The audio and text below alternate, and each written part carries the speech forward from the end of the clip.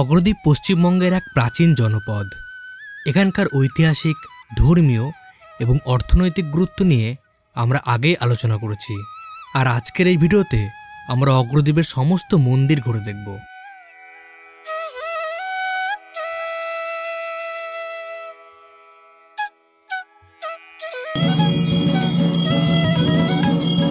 আমি এই মুহূর্তে রয়েছি অগ্রদ্বীপের নাঙ্গলেশ্বরী কালী মন্দিরের সামনে। এই মন্দিরের নাম নাঙ্গলেশ্বরী কেন হয়েছে, আজকে আমরা তার ইতিহাস খুঁজে দেখব। বহু প্রাচীনকালে কৃষি নির্ভর এই অগ্রদ্বীপে একজন কৃষক নাঙল দিচ্ছিলেন। হঠাৎ করে তিনি নাঙলের ফালায় একটি দেবীর মূর্তি দেখতে পান। পরবর্তীকালে দেবী স্বপ্নাদেশ দেন তার মূর্তি স্থাপন করার জন্য, এবং তিনি এখানে সেই মূর্তি স্থাপন করে এবং পূজা পার্বণ শুরু করে। এরপরেই এখানে মন্দির স্থাপন করা হয় এবং ধীরে ধীরে পূজার প্রচলন করা হয়। এই মন্দির ছিল অতি প্রাচীন। মন্দির ধ্বংসের কারণে এখানে নতুন মন্দির স্থাপনা করা হয়। আমরা হয়ে যাচ্ছি সাইকেল ব্লগার।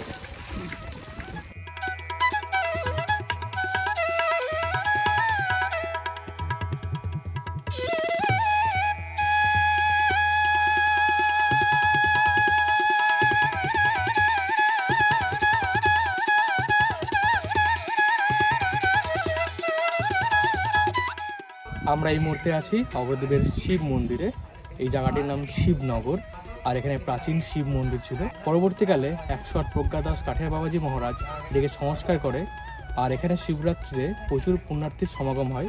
আর আমরা এখন ভিতরে প্রবেশ করে শিবলিঙ্গকেও দর্শন করব।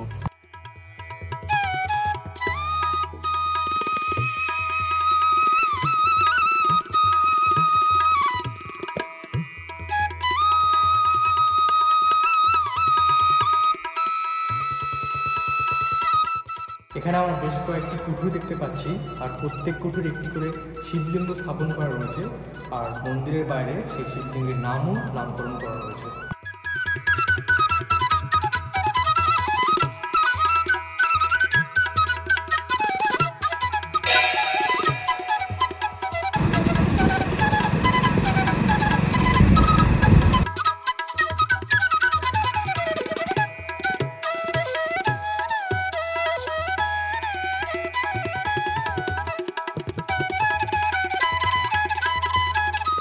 অগ্রদ্বীপের বিভিন্ন জায়গায় ঘুরতে ঘুরতে আমরা এই মুহূর্তে চলে এসেছি হরির পাটে। এই হরির পাট স্থানটির একটি বিশেষ বৈশিষ্ট্য রয়েছে।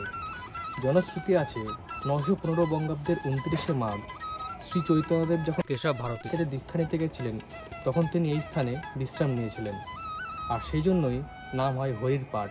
এই হরির পাটে বর্তমানে একটি মন্দির নির্মাণ করা হয়েছে, আর বছরের বিভিন্ন তিথিতে এখানে খিচুড়ি প্রসাদ বিতরণ করা হয়।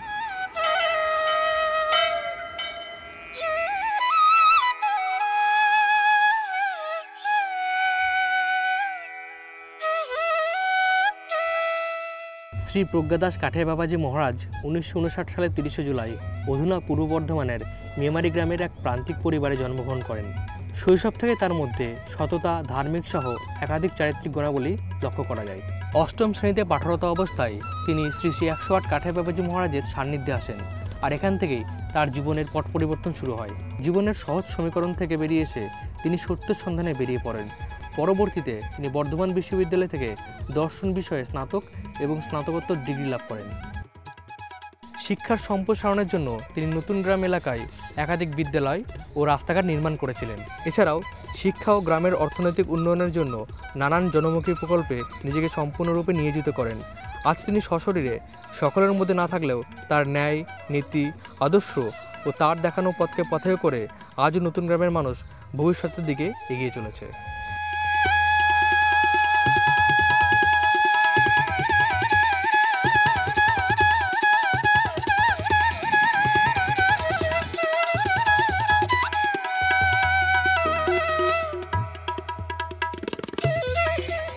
আমি এই মুহূর্তে রয়েছি কালিকাপুরের রাধা মাধব মন্দিরের সামনে।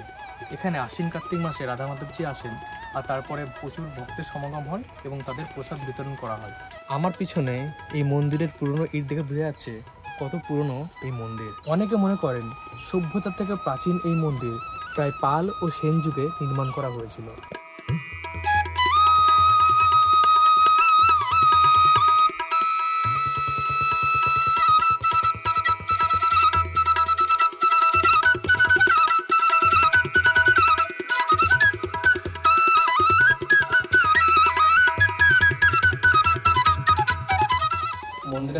ফটক বন্ধ আছে। আমি আগেই বলেছি আশ্বিন কার্তিক মাসে এখানে ঠাকুর নিয়ে আসা হয় আর তখন ভোগ প্রসাদ বিতরণ করা হয়।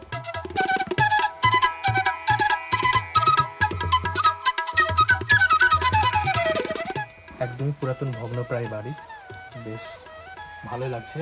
আর চারিদিকটা পুরো শান্ত, মানে পিন অফ সাইলেন্স যাকে বলে। এখন আমি আছি রাধা মাধব তলার এই যে পুকুরটার সামনে। এখানে ভক্তবৃন্দরা প্রসাদ খাওয়ার পর এখানে হাত ধোয়।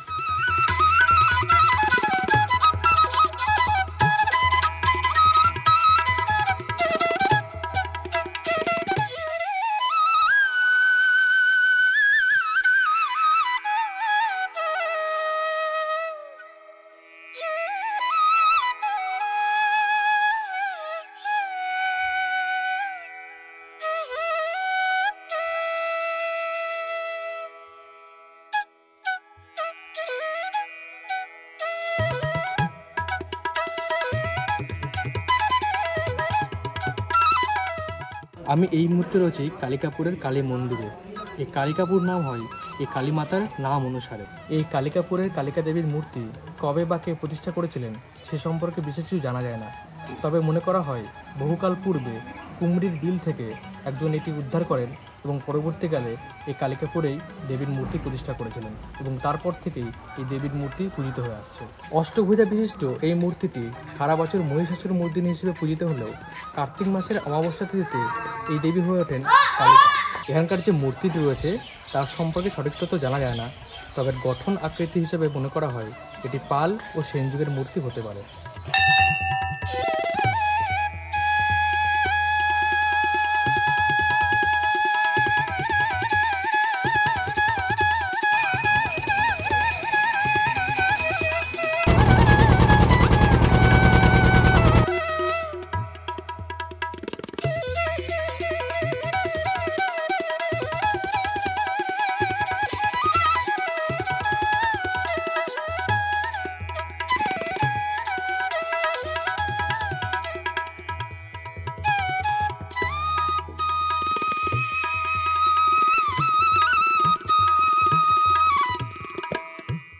আমি এই মুহূর্তে রয়েছি গোপীনাথ ধামে। প্রতি বছর চৈত্র মাসের একাদশী তিথিতে এখানে বড় করে মেলা আয়োজন হয়, যে মেলায় ভারতবর্ষের বিভিন্ন জায়গা থেকে ভক্তের সমাগম হয়।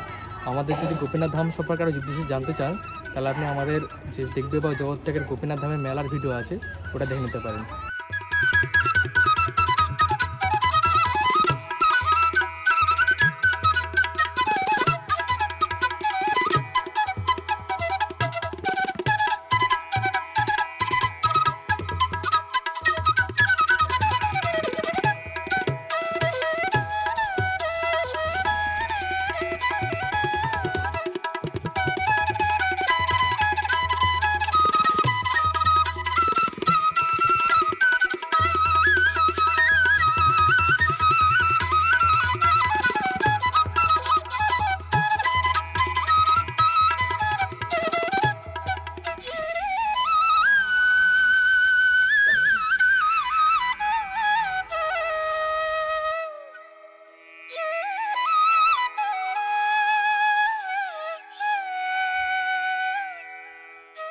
এই পর্বে আমরা অগ্রদ্বীপের বিভিন্ন মন্দির ঘুরে দেখছি, আর এখন অন্ধকারাচ্ছন্ন অবস্থায় আমি এসে গেছি কুমড়ির কালী মন্দিরে।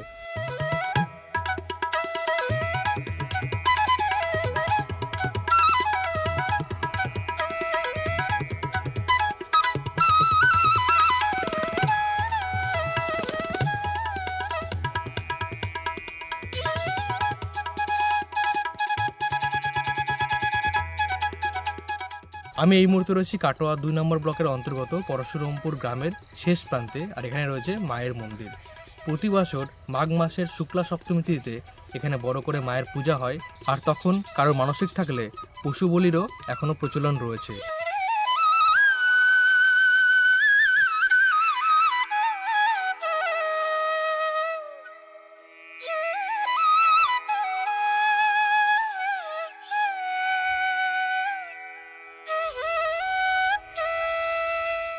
পড়ন্ত বিকেলে এই মুহূর্তে চারিদিকে নিস্তব্ধতা বিরাজ করছে, আর আমাদেরও বাড়ি যাওয়ার সময় হয়ে গেছে।